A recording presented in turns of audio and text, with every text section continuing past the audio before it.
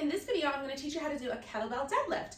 Now, first and foremost, you're going to need a kettlebell. I'm going to show you a couple of points from the side, and then I will give you a couple of these cues from the front as well, just so you know what a few of the things I'm talking about looks like.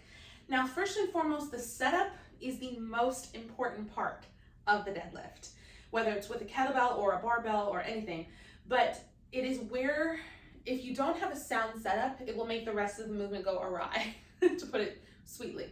Now, what you want to do is you want to step directly over the bell, so your ankles are in line with that handle. Now, typically people will start behind it, and what that does is when you actually go down to pick it up, what happens, I have to reach forward and my back starts to round, if even a little bit, and that's going to put strain in my middle to lower back instead of tension in the musculature of my lower body. So step forward, be directly over it, line those ankles up with the handle. From here, your arms are going to be straight. They're going to be touching your thighs. You're going to soften your knees to push your hips back. The deadlift is initiated at the hip. It's a hinge. Push your hips back. Keep your chest up. Reach for that handle. Squeeze the handle. Then push the floor away to stand up.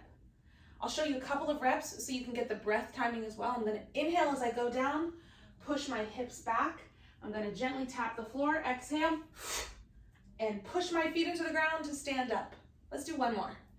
Inhale, soft knees, hips are back, bell is right in between my ankles. I exhale, stand right back up. Now, when I go to place it down, I stand up as if I had it. I don't want you to take the bell and then put it down and then do what we're trying to teach our body not to do, right? So even the last rep to place it down is also a rep. So from the front, let's look at a couple of things. My handle is turned. It's directly in between my ankles. I like to give the cue to have your thumbs like a football field. That's not really like a football field, a football thing. So that way they're going to be directly against your legs, and your arms, you can determine them to be straight, because if you start to just like have them too wide, you're reaching for nothing. First of all, the handle is not that wide. So when you're going to here, you can slide your hands against the front of your thighs until your arms start to reach, then you'll feel the inside of your legs, which is also correct, right? So then you keep your chest up. I don't want to see this. Chest up, hips back, exhale, stand up and squeeze those glutes. Inhale.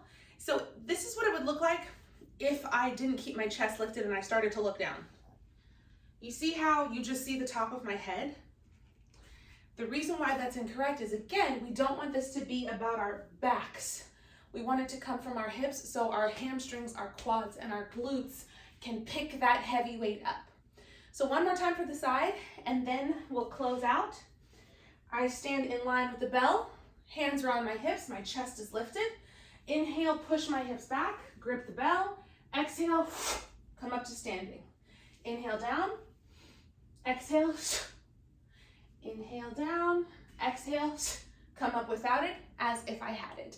That is the kettlebell deadlift. Let me know if you have any questions. If you film this for yourself for me to review, make sure you do it from the side so I can have a look at your back and give you appropriate feedback.